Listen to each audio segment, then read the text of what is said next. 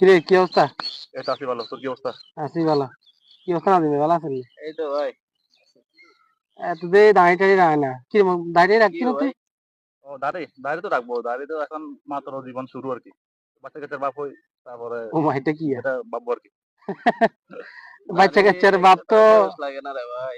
দাড়ি তো আমাদের আসলে আমরা 17, 18, 15, 16 বছর বয়সে মানে উঠি যায় না। হ্যাঁ, দাড়ি যখনই উঠে তখনই রাখা আমাদের উচিত আর উচিত। কি।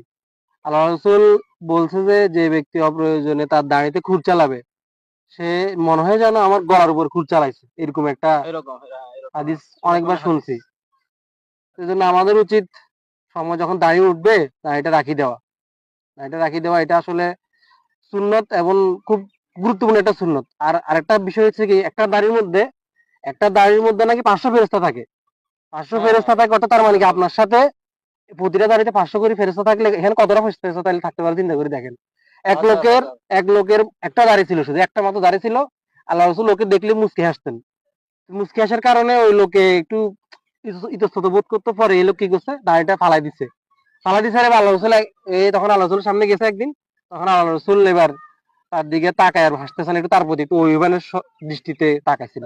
তখন সে আল্লাহ রসুলকে জিজ্ঞাসা করছে যে ইয়া রাসূলুল্লাহ, আপনি তো প্রতিদিন আমাকে দেখলে হাসতেন, সুন্দর করে ইয়া করতেন, তা আজকে আপনি আমাকে দেখি এভাবে মানে একটু মুখ ফিরে নিচ্ছেন কেন?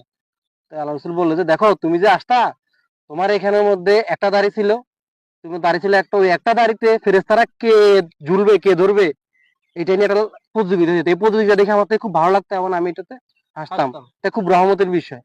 তো এই জন্য আমাদের আসলে দাড়িটা রাখা উচিত। কত বড় একটা রহমত, আমার সাথে কতগুলো ফেরেশতা সবসময় আমাকে মানে এই আমার সাথে থাকতেছে, অনেক রহমতের বিষয়।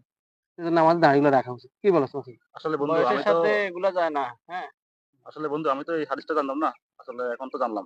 এখন ইনশাআল্লাহ রাখবো সামনে থেকে। ঠিক আছে, ঠিক আল্লাহ আছে? সবাইকে আল্লাহ কবুল করুক। এভাবে কবুল করুক। দাড়ি রাখার, নামাজ কালাম রাসূলের পড়ার সুন্নাত তৌফিক দান করা পালন করার দান তৌফিক দান করুক। করুক। আমিন।